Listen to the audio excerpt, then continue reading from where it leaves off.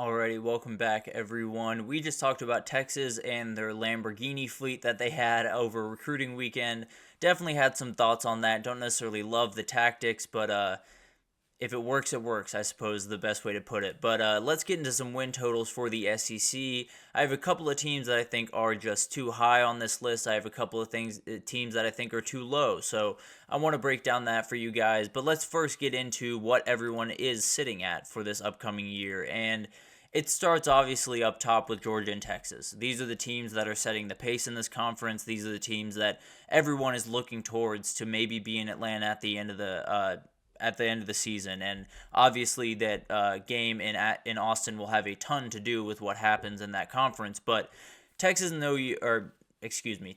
Georgia are the teams that are setting the pace. I think we can mostly all agree on that. There's some teams that I think have a case to be, had here, I suppose, that they're not as far behind as some people might think from these two teams, but it'll be fascinating to watch these ones. I think this is roughly on the money for these two just because it's really hard to say that these guys are going to lose more than, one or two games this upcoming season. Now, that game in Austin might just decide who goes over and who goes under in this one, but it'll be fascinating to watch these two teams. They are definitely setting the pace for this conference. But the 9 and 5 teams are where a lot happens. You have Alabama, LSU, Ole Miss, Tennessee, Missouri. I think we all agree not all of those teams are going to be 9 or 10 wins this season. I think there's going to be an outlier. There's going to be a team that, underachieves or overachieves, whatever that looks like. So that is too crowded of a group for all of those teams to do right around that. So that's probably where something's really got to give. You have A&M at 8.5 right behind them, the only team at 8.5 right now. So kind of sitting where A&M sat for the past couple of years, right around the 8-4 mark, somewhere in the middle of the conference where they're really sick of being. Let's just put it that way. At 7 and 5, you do have Oklahoma and Auburn, two very interesting teams going into this year. I think both have very tough schedules, particularly Oklahoma, but I think 7.5 is roughly where I would have these teams. Definitely some leeway there for sure. Then you have Kentucky at 6.5, a very weird team that I think a lot of people are just confused about more than anything else, but a very, very interesting number there. South Carolina at 5.5. You have Mississippi State, Arkansas, and Florida at 4.5. So Florida really taking the hit from that schedule that they're playing because it's just ridiculously hard. And then Vanderbilt bringing up the rear at 2.5, which I think we all expected, to be totally honest with you. So there are some obvious ones that I think really stand out in terms of being too high, being too low. There are a couple that are a little bit, I could finagle my way into thinking that they're too high or too low, but I don't necessarily have too aggressive of opinions on some of these. But I do want to get into which ones I do think are too high real quickly. And LSU is the first one. 9.5 is a fantastic number, and I think LSU has a ton of really, really good things on that team. I think the offense is going to be good. The offensive line is the best in the country, if you were to ask me. I think Garrett Nussmeier is one of the most pure passers of the football, and if you just give him protection, he's going to be more than fine. The wide receiver group is really good. There are a number of things to like about this LSU team, but I just keep coming back to the defense. And last year they had a Heisman Trophy winner and two, first-round picks at wide receiver and won 9 games.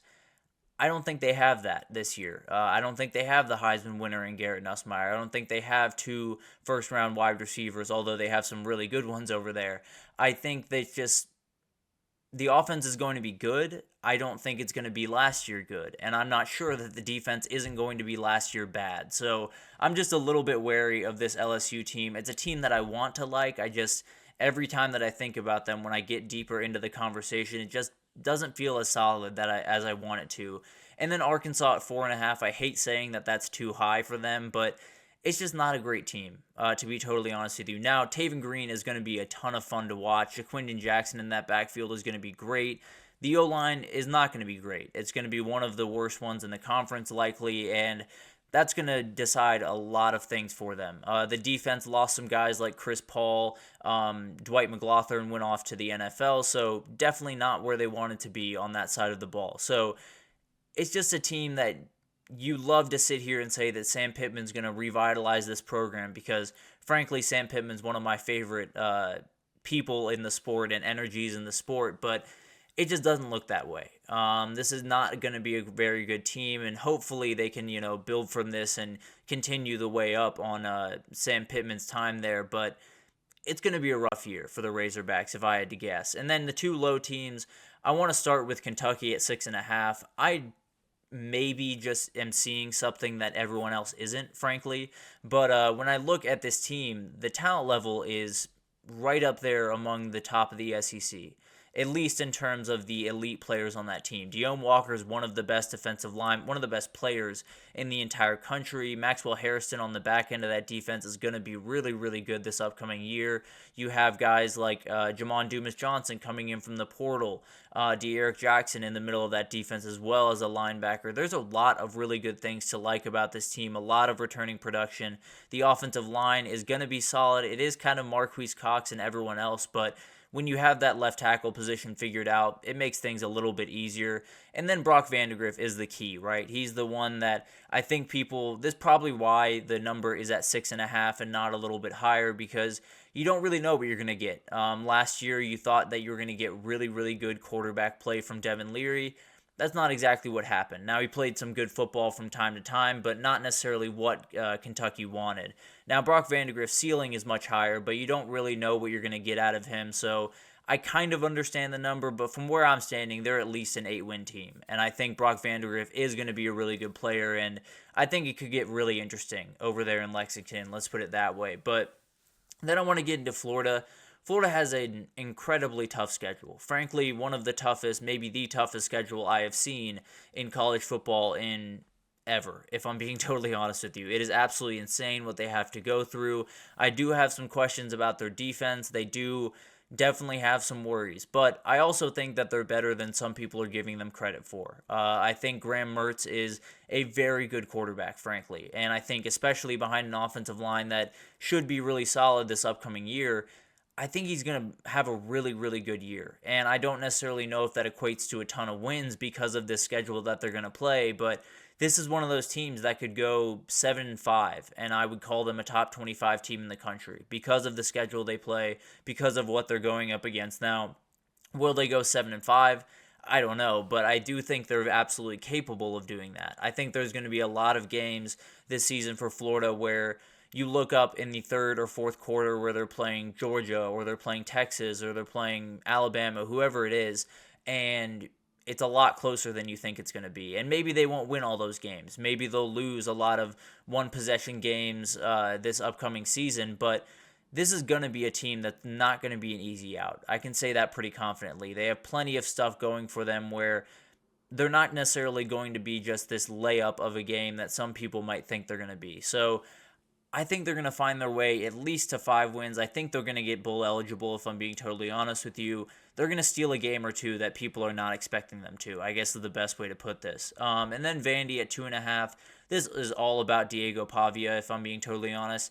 This dude is good for at least a couple of wins that you did not expect. He showed that last year at New Mexico State when they went on the road and beat an Auburn team that was not prepared for that game. Let's just put it that way.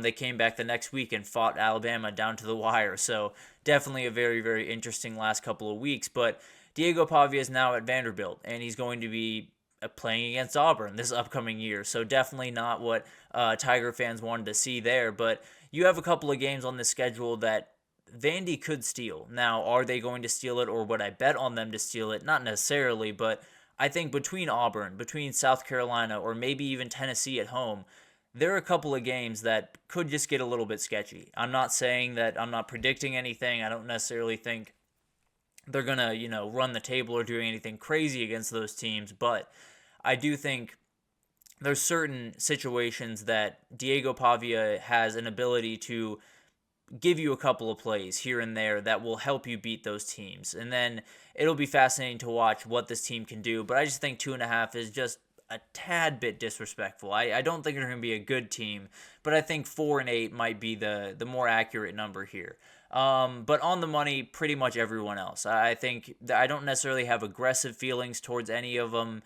Ole Miss and South Carolina might be a little bit too high. I think Oklahoma might be a touch too low. So there is definitely some things that I looked at a little bit aggressively, but I think most of them are pretty much on the money, and I could absolutely see a lot of these teams being around those numbers. So it'll be fascinating to watch. I'm sure this list will come back to bite me if I'm being totally honest. There's almost no way that it works out this way and all of these predictions come true, but I think it's a really, really fascinating thing to go through this time of season. We'll probably do this throughout the week with the different conferences and give you guys an idea of where I sit with a lot of these teams not too far away from college football season now. So, but let's take our last break here. When we come back, we're going to go back to the SEC, but we're going to talk about some Cinderella teams, some teams that not only could maybe make a run in the SEC, but if they get into the playoff, could absolutely make a run there as well. So I want to break down those teams right after this, so stick with us.